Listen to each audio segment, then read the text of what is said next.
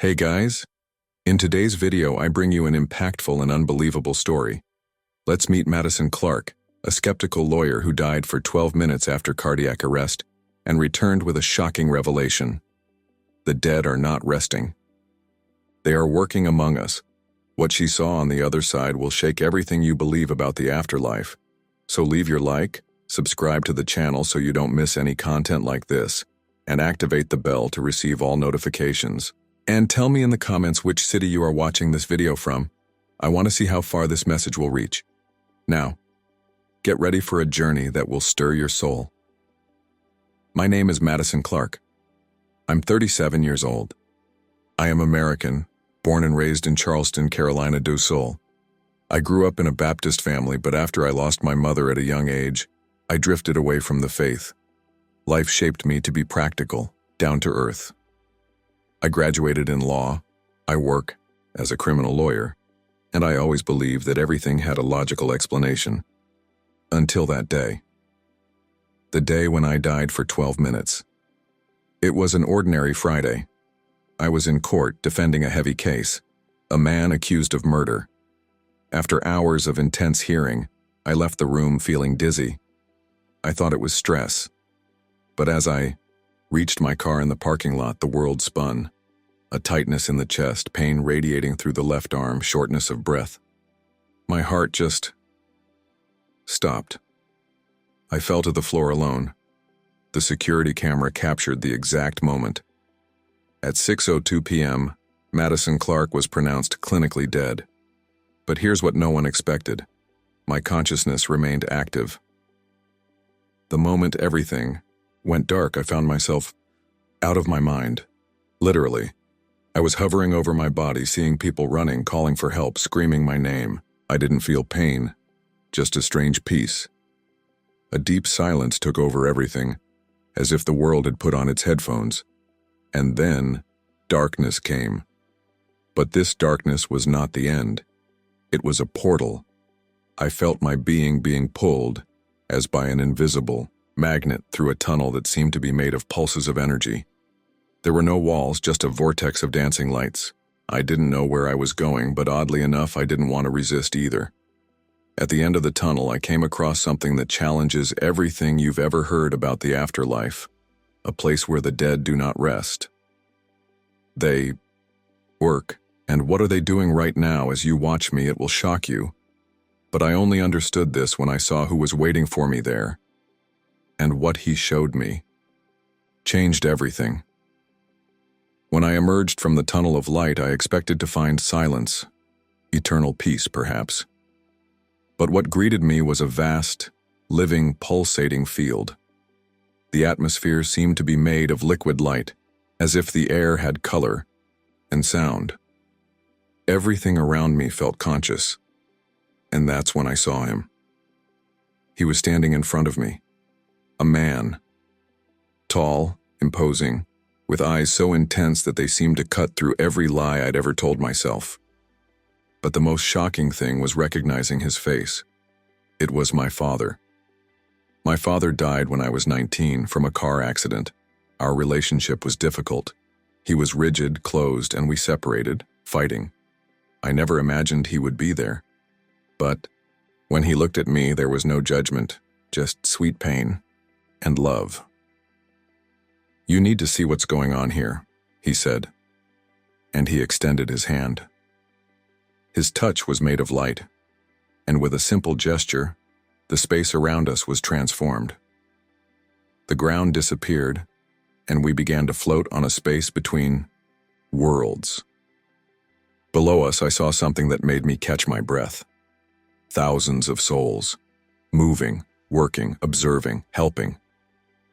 It was like a city without buildings, where each being shone with its own light and performed tasks invisible to the human eye, but which I knew with all my being were directly linked to our world. "They're not resting, Madison," my dad said. "They are on mission." I couldn't understand. Everything I had learned about death involved heaven, rest, peace.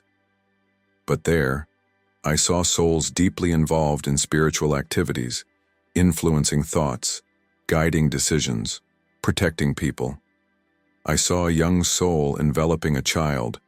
In light as he slept, that child was crying for a father who had died the month before. I saw another soul next to a man about to commit suicide, whispering invisible words that seconds later made him retreat in tears. And then, I saw something that gave me goosebumps from head to toe. A woman sitting in a room, alone, shaking, with fear. That was me, years ago. A soul was behind me, involving me, and I knew there, I was never alone.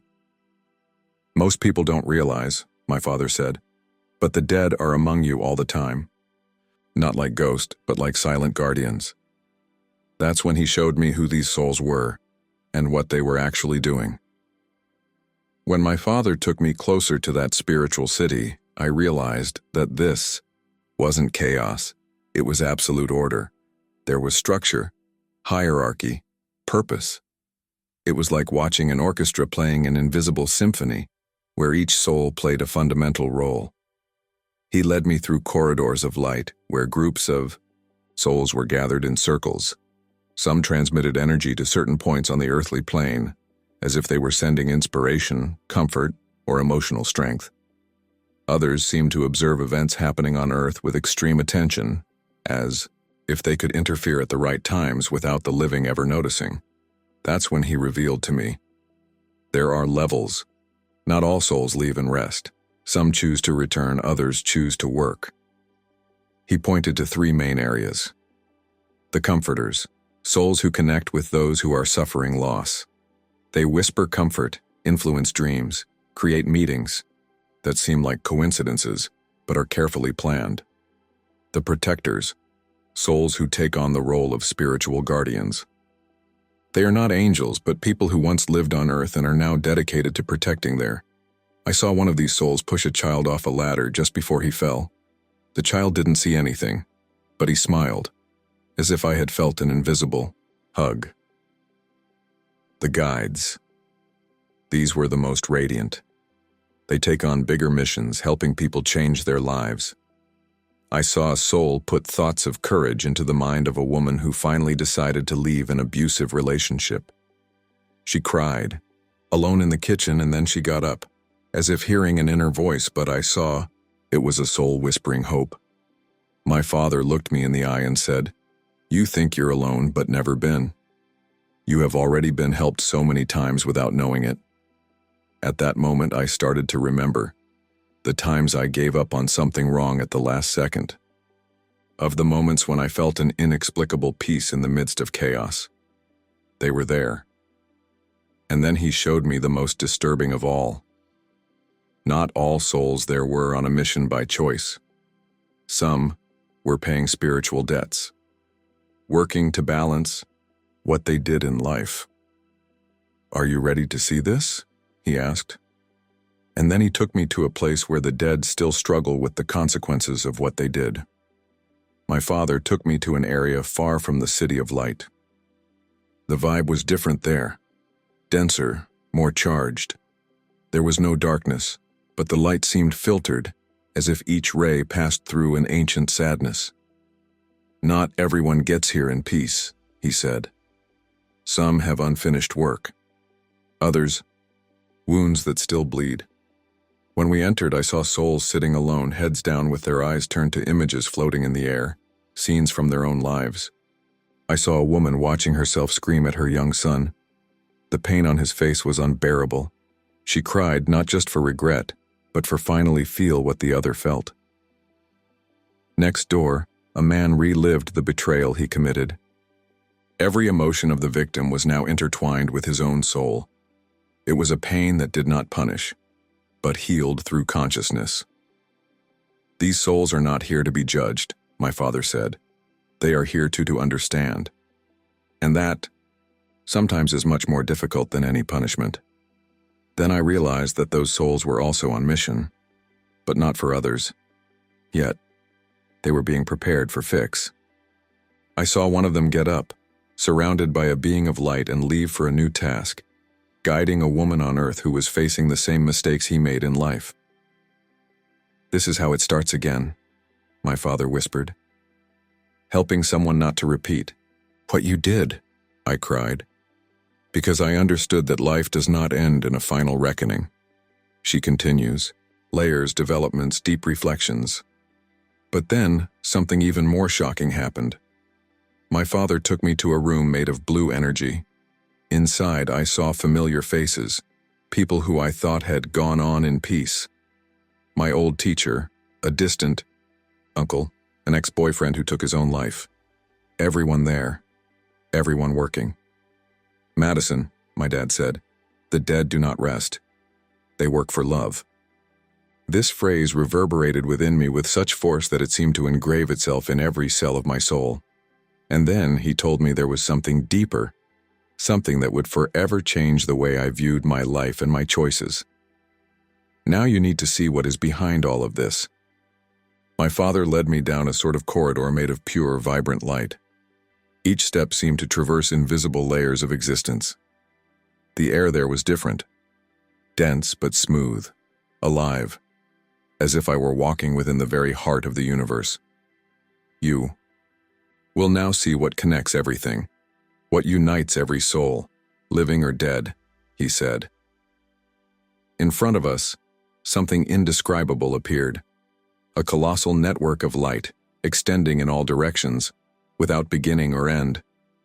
Each strand pulsed, shone, vibrated in different colors and intensities. It was like looking at a sky of stars, but each point of light was a soul. One life. This is the network, he explained to me. Every thought of love, every gesture of compassion, every silent sacrifice. Everything vibrates here, and these vibrations create waves that cross the worlds. I was paralyzed. I saw connections between living and dead people. I saw a mother who prayed alone in a hospital, and a thread of light linked her directly to the spirit of her deceased son, who had enveloped her with strength, even though she didn't know it. Saw a teenager who almost took her own life receive an invisible impulse, a sudden memory of her hug from her departed grandfather. And then she stopped, breathed. He cried, but it was left. My father pointed to a silver thread coming out of me. It branched out, touching dozens of other people. Some I didn't even remember. Every choice you make, Madison, affects hundreds, sometimes thousands. It never stops. I also saw dark, tenuous threads, fruits of hatred, fear, resentment. They also affected the network, but could be transmuted by light. That's why the dead don't rest, he said. Why the network never stops. She needs to be fed with love, healing, guidance, and this is where many of us work. Then I saw something that made me tremble. A soul that had hurt a lot of people in life, now working at the network, healing broken lines, guiding the living along the same path he destroyed, helping them do better. This made me cry, not out of sadness, but relief, because I realized that no one is lost forever, not even the ones who made the most mistakes. At that moment, I understood what my father wanted to show me. Death is not the end. It's the beginning of an invisible mission, but real, a mission for light. And he said to me, now you will see who really drives that mission. After showing the network, my father took me even higher. The light around us began to change. Frequency. It was more subtle, but infinitely more powerful. I felt a gentle pressure on my chest, as if my heart was trying to remember something I always knew but had forgotten. We are going to the center of everything, he said. The place where souls find supreme consciousness. It is from here that missions begin. It is from here that everything connects. And it was then that he appeared. I have no human words to describe what I saw. It was a living presence enveloped in light so intense that my spiritual eyes could barely see it. But at the same time, there was no fear. There was reverence, pure love, a clarity that disintegrates the ego. That presence did not speak. She understood me completely. I felt my questions being answered without having to say them, my sins being welcomed, my pains embraced. He was everything. I understood without a shadow of a doubt that was before the source. Some would call him God, others of infinite love, but what I felt was full awareness. And then, something even more extraordinary happened. From within that light, faces appeared, human faces, faces of souls on mission. Some I recognized, others that I would still meet on earth, but all linked by the same purpose: serve the light, influence the world with love, awaken sleeping hearts. I saw figures that inspired generations. I saw anonymous mothers, forgotten teachers, children who lived for a short time but left an eternal impact. They were all active, working, not in the human sense of effort, but on a spiritual level so high that his intentions shaped entire realities. And then he spoke inside me. You're part of this too. Always have been. I just forgot. I cried, as if all the pain and weight in my life lost their meaning at that moment, not because they didn't matter, but because now I understood. Nothing was in vain, not even the pain, not the mistakes, not even the silences. And this awareness, this to be, showed me one last thing before leaving. A mirror, and inside it, I saw, to myself, but not as a lawyer, not as a daughter, not as a woman. I saw my true soul, and she glowed. It's time to remember who you are, said that soundless voice, and from take this truth back to the world. I left that presence with my heart on fire. It was as if something old and dormant inside me had awakened, a part of me that had always known that life didn't end with death, but that it just begins. My father then took me to one last location, a temple floating above the grid of light. Its structure was made of living energy, almost as if time itself was bending around it. Inside were the most active souls, those that influence the now, our world, right now.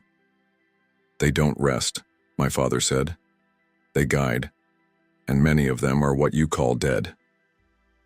I saw hundreds of souls gathered in groups, each group connected to a region of the planet. They communicated with each other through vibrations, intentions, and emotions. They didn't use words, they felt it, they knew.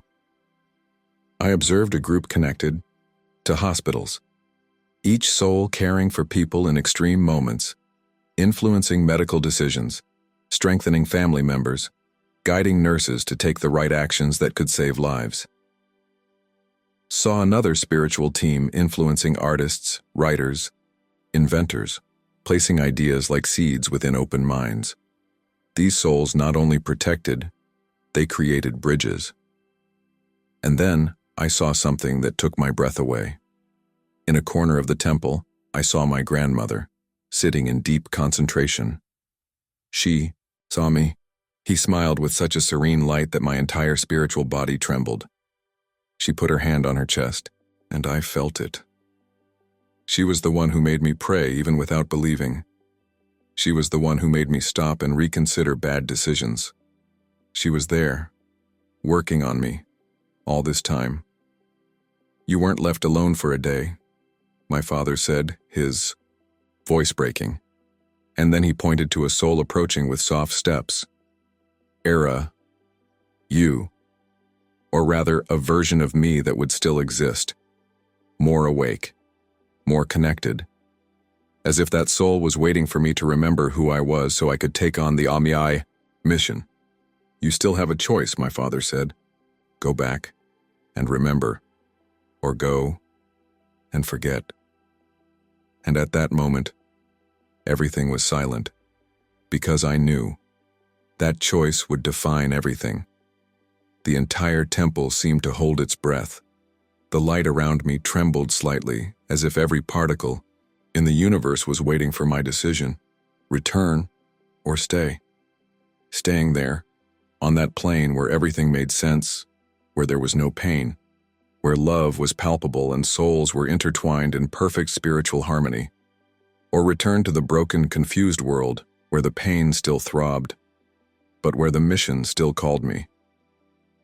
My father looked at me with deep eyes, full of memories, and purpose. If you decide to stay, he said, your soul will be welcomed. You will continue working here as many do. But if you return, Madison, we'll have to remember. You'll have to count. Tell what? I asked with a choked voice. And he replied with terrifying serenity, that the dead are alive, that they are acting now, and that no one, absolutely no one, is truly alone. In that moment, I saw scenes from my life unfold in front of me. I saw my sister crying in the bathroom, thinking that no one cared. I saw my best friend on the verge of a breakdown, smiling to hide it. I saw coworkers living like automatons without purpose. And then I saw strands of light trying to reach them, souls trying to touch them, but they couldn't feel it because they didn't believe, because they were disconnected. That truth hit me like silent thunder. People don't feel the love on the other side because we forget to tell them that it exists. At that moment, a being of light approached. It wasn't my father, it wasn't my grandmother, it was someone bigger. It touched my chest, and inside me something lit up. A spark, a purpose, a mission. You must return, he said, with a voice that was like the sound of the entire universe whispering. And remember, and speak, even if they don't. Believe you will be living proof that the dead still walk among the living, working, loving it, healing. I felt a force pull me, gentle but firm. The temple began to disappear. The souls waved with love. And my father just smiled. You were always part of this, daughter. Now go, and awaken others. At the last second, I heard a phrase echo inside me. Those who left do not rest. They are listening to you now. And then I fell. Back. Coming back was like falling from an endless sky. I felt my spiritual being compressed, squeezed back into something too small. My body. It was like putting on an old shoe after walking barefoot in a field of stars. I woke up with a jolt. A scream. A sharp whistle cutting through the air. Eric, she's coming back, she's coming back. A nurse's desperate voice echoed in the emergency room. I tried to breathe. My lungs burned. My eyes couldn't focus. But my heart was full, filled with something I had never felt before. I remembered of everything. I saw doctors crying with relief. A tear fell from my eye without me understanding why. And then I saw, not with my eyes, but with my soul, the presences around the room, souls, spirits, beings of light, guiding doctors, strengthening family members. A nurse holding my hand was shaking, and I saw her deceased grandmother at her side touching her shoulder. She had no idea. But I wasn't alone. Nobody was. I was hospitalized for days, under observation. The diagnosis was clear: fulminant cardiac arrest. No oxygen to the brain for more than 10 minutes. Science said I should have come back in a vegetative state, but I was lucid, more lucid than I've ever been. And with a new weight, the responsibility to count. The words burned inside me. I observed the people around me as if I could see beyond their skin. I saw your hidden pains, your silent struggles, and the invisible strands of light trying to reach them. I started writing, studying, listening to other people with similar stories. I discovered that there are thousands of reports of near-death experiences with similar patterns, and they all converge on the same truth. The dead are not sleeping. They are acting, now. But the world doesn't know yet. And that's why I'm here, telling you this, you who thought you were alone, you who have lost someone and feel that their absence is an eternal void, you who have felt a shiver, a sudden memory, an intuition that saved you, and ignored it. They are there, You just need to remember. But there was one more thing. A vision I saw in the final minutes of my experience. Something I still didn't have the courage to tell. But now I know I need to reveal it, because it changes everything. In those last seconds, as the temple disappeared and I was pulled back into the physical world, I received one last vision. She didn't come with perfect images. It came like a beam of light that passed through my consciousness and left me in shock. It was as if I was watching time, from the outside. We to Earth surrounded by an intense vibration, as if something big was about to happen. A change, a turnaround, a collective call. I saw multitudes waking up, ordinary people, like me, like you, starting to notice subtle signs, vivid dreams, encounters with strangers who told them exactly what they needed to hear, last-second decisions that saved lives. Everything guided, everything influenced. And then I saw an imbalance. Forces of pain, fear, and despair spreading like black smoke. But it wasn't the end. It was a breaking point. An invitation. The consciousness that surrounded me in the temple made me understand. The world is about to go through a phase where the dead will work more intensely than ever. They will try to reach us, wake us up, align us because something is approaching, and we will need to remember who we are. I saw a sea of souls entering the earthly plane, not as reincarnation, but as silent guides, light workers, beings that were once here, and have now returned as inner voice, intuition, dream, presence. They are all around us, listening to you, protecting you, and yes, preparing you. So if you're watching this video, this is not a coincidence. It's because someone on the other side led you here. Someone you lost, someone who loves you, someone who is still working for you. That's my mission now, and maybe it's yours too. Don't ignore the signs. Don't ignore that shiver. Don't ignore that voice whispering in your heart. The dead are not resting. They are fighting for you. And now that I know this, I can no longer pretend I didn't see it. Neither do you.